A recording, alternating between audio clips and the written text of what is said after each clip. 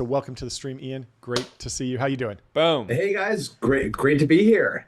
I heard you talking all about Aries, and it's been on orbit over a year now, and we Yeah. have a lot more going up soon. Congratulations. I mean, I feel like there's a very clear binary when you're starting a space company and you get your first thing into actual space. Delian's talked about this with Varda. It's like the number of companies that raised a lot of money and never got a single thing to space. It was too high, but it's coming down and you're part of the movement. So can you break us down for us just the history of the company, the goal, the mission, how things are going, and kind of what's keeping you up at night now? Yeah, no, absolutely. So for a little bit of context, company's very new, right? We're Mm-hmm. only about 2.5 years old at this Wow. point. I started the company with my co-founder Max Benassi, who spent his career scaling production at SpaceX, Mm-hmm. September of 2022. Mm-hmm. And it took us less than 1 year from starting the design of Ares, the satellite that's on orbit, from the clean sheet design, blank piece of paper, to it actually working in That's orbit, which, insane. to your point, it's not actually just about can you put the piece of metal into space? Because frankly, it's not too hard to put a piece of metal into orbit, right? You pay Yeah. SpaceX, you throw a hunk of metal in there. Yep. It has to work. Yeah. And that I think is the key thing that like Delian and I actually went to college together. So we've Oh, known each really? other forever. And I Nice. think one of the things that we bond over is both of our companies not only got something to orbit, but the damn thing actually works. And That's that is something that is rare, frankly, in this industry. And like, there's other great companies out there that get to orbit. It lasts a few months, it lasts a few days, but having it actually work after a full year and keep working is a little bit unheard of in this industry. So I'm just really proud of the team that we put together that's let us actually do this. Yeah. So talk about the actual product, what you actually put in space. It's designed, it's on your website. It says spacecraft platform. I'm seeing satellite bus. Break those terms down for us. Yeah, so in the industry, a satellite itself is not just, this piece of metal, right? It's effectively comprised of two components. One is called the bus, and the Mm-hmm. other is the payload. Mm-hmm. So the satellite bus itself is all of the hardware, electronics, the avionics, the control systems that actually let a payload function in space. So let's say you want to go take photos of the Earth, right? You can't just stick a camera and a lens up into orbit. Mm-hmm. You need to give it power. It needs to be able to move around. It needs to talk to the Earth. The satellite bus does all of that. Mm-hmm. In the US, we call it a satellite bus. The rest of the world calls it a platform. Mm-hmm. Frankly, platform, I have to say, I'm a big fan of the US and America and everything that we're doing, obviously, but platform might be a better name than a bus. But I just can't convince the US government to change the name from bus to platform for whatever reason. They're stuck on calling it a bus. Oh, well. Well, we'll start calling it a platform. So yeah, Thank you. I I'd love to appreciate know. that. I'd love to know about some of the satellites that you're excited about going on the bus or the platform, as we'll call it. What are you excited about? We've heard a lot about internet communication. We've heard the story of Starlink, obviously. We've heard Planet Labs and Albedo working on stuff to take better images.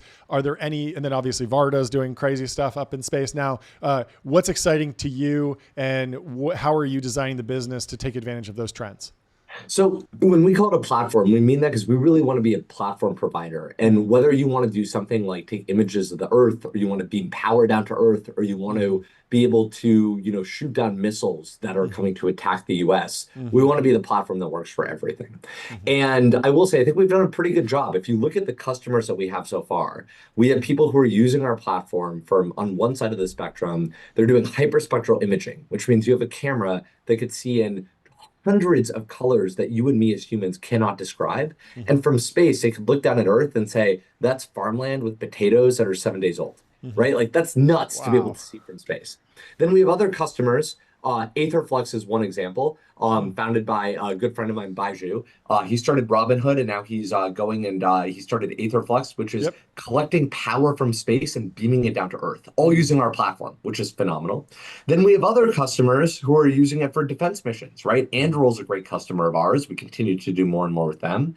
And then there's others that I can't talk about yet at this Mm-hmm. time. But the theme that honestly excites me more than anything, it's not just connectivity or taking photos of Earth, but something that has become, frankly, something we've always loved, but has only been talked about recently in the public domain, is this idea of how do we develop the technology to protect the US and our allies from the scariest threats that are beginning to emerge? And to me, that's everything from hypersonic glide vehicles to Mm-hmm. missiles to everything else. And being able to use satellites in orbit to actually protect from this is phenomenal. And that's, you read the recent executive order titled Golden Dome, right? it's asking for space-based capabilities that protect the US and our allies from these very scary threats. And that is what, frankly, for me and my company, we're most inspired to support. Do you think the speed at which you guys have not just become a company and developed products, do you think that can be the new normal just based on the sort of talent density that SpaceX had and other companies of that generation training people like yourself on how space works? Because one question I have is people in Silicon Valley have for a long time had this sense of, looking at an industry they know nothing about and saying, I'm going to go do it. I'm going to fix it. I got this, guys. And they can raise a lot of money for it. And that's honestly, in many ways, played out very well in a bunch of different industries. But space seems like, an order of magnitude harder, potentially more. And I'm curious if this is an industry where you can get people coming, true outsiders coming in and saying, actually solving problems, or you're better off, putting your time in at an Apex or a SpaceX before kind of making that leap. It's a great question. I mean, I'll be the first to admit I don't come from a space background. I come from a software background. I built an AI computer vision company and I sold that to Palantir. Like that was my background. Now at Palantir, I got to work on software related to satellites, but I wasn't manufacturing hardware. So I'm an outsider. I'd argue that you look at other successful companies out in the market, right? Like we mentioned Delian and Varda, right? Like Delian does not necessarily come from a aerospace background, right? Like he was working on venture investing and other things before.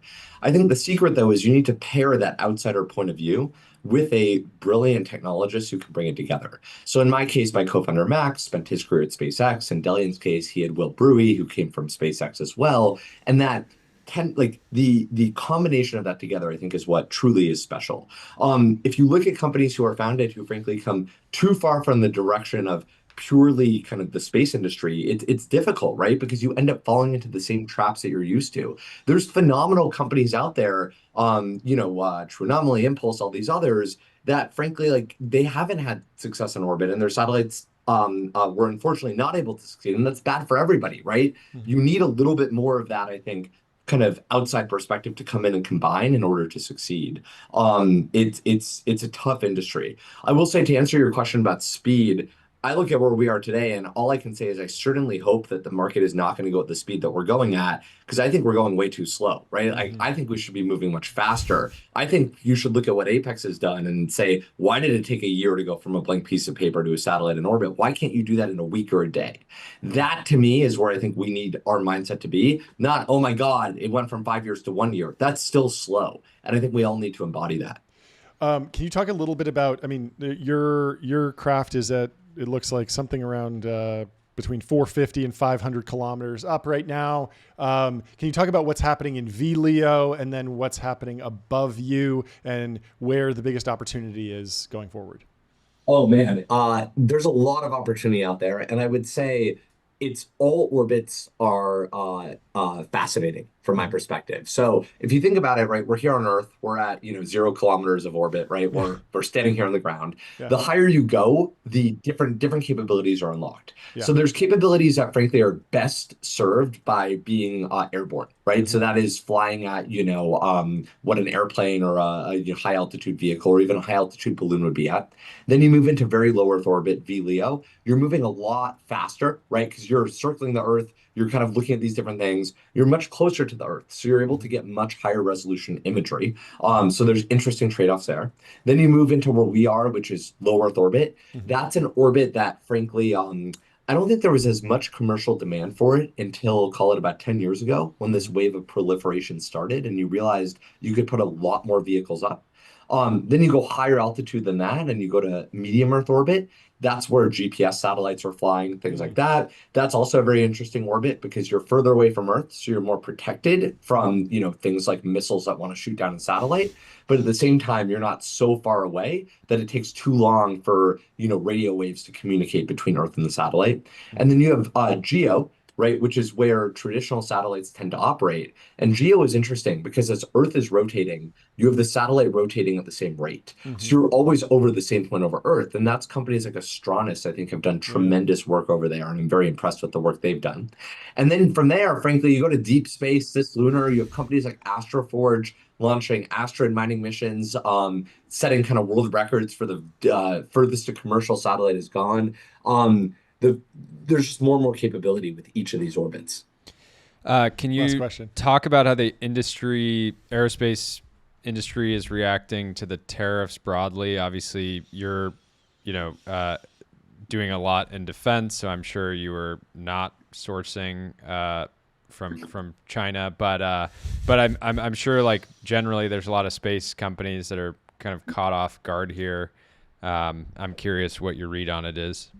Space is a global industry, right? And I'm a big believer that we are in what I call the new space race right now, and it is the US and our allies against China and Russia, and we have to win.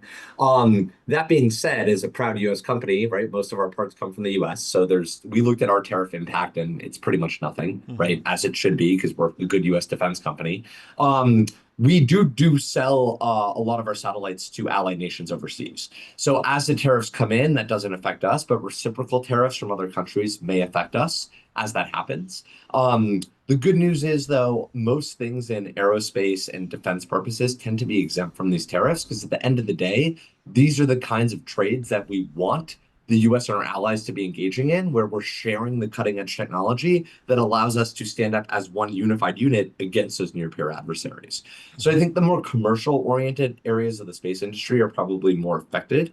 That being said, like we are able to produce in the US and we're not having any issues with it. So what I would just say is, we want to bring more of that knowledge and that manufacturing onshore and continue to see that rise as a trend. Awesome. Well, thanks so much for joining us. We'll definitely have you back. We're going to Yeah, I put got a lot together more a whole questions. space day and go way, way deeper. But I'm so glad you could come on the show today. I really appreciate you taking the time. Thanks, guys. It's great to be here. We'll talk Yeah, this soon. was great. We'll talk soon.